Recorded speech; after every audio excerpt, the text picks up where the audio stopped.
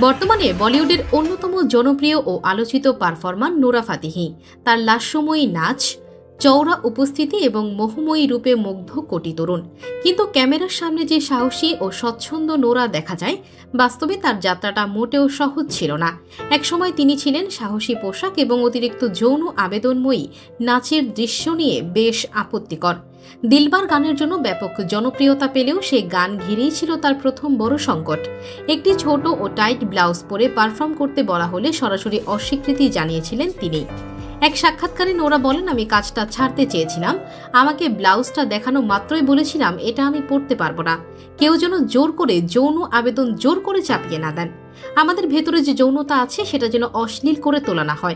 তার স্পষ্ট আপত্তির পর পোশাক বদলানো হয়, যদিও সেটা নিয়েও অনেকেই সমালোচনা করেছিল।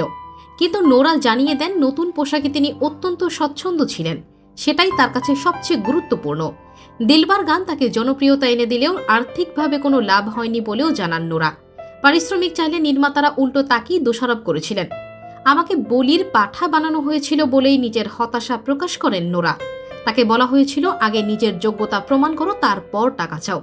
আজ যাকে দর্শকরা বলিউডের গ্ল্যামার আইকন হিসেবে দেখেন, তার পেছনে রয়েছে সংগ্রাম, আত্মমর্যাদা রক্ষার লড়াই এবং এক রাশ অভিমান।